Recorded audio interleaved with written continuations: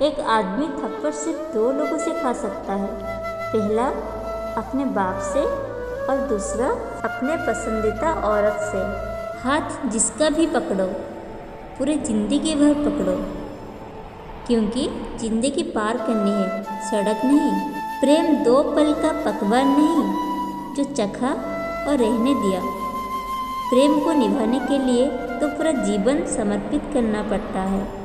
याद ऐसे करो कि हद ना हो, भरोसा इतना ना करो कि शक ना हो, इंतज़ार इतना करो कि कोई वक्त ना हो, प्यार ऐसा करो कि कभी नफरत ना हो। जो लोग आपके जज्बातों की कदर नहीं करते, उन्हें अलविदा कहने में कोई बुराई नहीं है। औरत की बर्बादी का कारण उसकी जीत, घमंड और कच्चे कान होते हैं।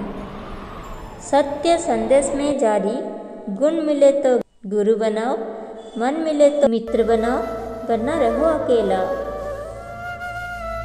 एक कड़वा सच, लड़का हमेशा लड़की को मनाता है, लेकिन जब वो खुद रूठ जाता है तब लड़की कहती है कि मिल गई होगी कोई दूसरी। एक लड़की लड़के को इसीलिए समझ पाती क्योंकि उसको गुरूर होता है कि उसके चाहने वाले 1000 हैं। कड़वा है लेकिन सच है। दुख तब होती है जब आपको एहसास होगी जिसे आप महत्व दे रहे हैं उसकी नज़रों में का कोई महत्व नहीं है। तकलीफ देने के बाद जताई गई मोहब्बत और नज़रअंदाज करने के बाद दी गई अहमियत कोई मायने नहीं रखता। कुछ लोग अपने अकड़ की वजह से कीमती रिश्ते खो देते हैं और कुछ लोग रिश्ते बचाते अपनी कदर खो देते हैं। अपने पति से कभी ऊंची आवाज़ में बात मत करना, क्योंकि जो आपको सारी खुशियाँ देता है, अगर वही सुख नहीं रहा कि आपकी खुशी फीकी पड़ जाएगी। क्रोध में बोला हुआ एक कठोर शब्द इतना जहरीला हो सकता है। शराब पीकर सच बोलने वाला को दुनिया शराबी कहती है और चरणामृत पीकर झूठ बोलने वालों को दुनिया भक्त बोलती है। कहते हैं कर भला तो भला, पर आप ऐसे नहीं होते हैं। यहाँ भलाई करने वालों को बुरा ही मिलती है। चाहो तो करके देख लो। हमारी लाइफ हमारी सोच पर डिपेंड करती है। मान लिया तो मस्त है, वरना कष्ट है। एक औरत की ताकत और कमजोरी उसका पति होता है। अगर ताकत दे तो दुनिया जीत जाती है और कमज़ोर कर दो तो खुद से हार जाती है। एक पत्नी अपने पति से ये 4 चीज़ की उम्मीद करती है। पहले, उसका पति सम्मान करे।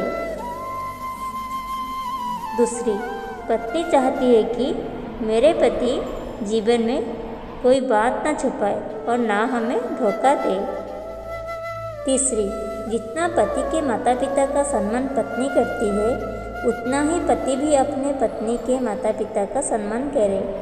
चौथी, पत्नी चाहती है कि मेरे पति किसी बुरे लोगों का संगत ना करे और ना ही गलत आदत में पड़े। अपना पूरा समय खुद को बेहतर बनाने में लगा दो, क्योंकि आप रिश्ता इंसान से नहीं पैसे से बनते हैं। कर्म ध्यान से कीजिए, ना किसी की दवा खाली जाती है ना ही बद्दुआ। कभी घमंड ना करें, क्योंकि सुबह होते ही फूलों को भी पता नहीं होता कि मंदिर जाएगा या अर्थी पर।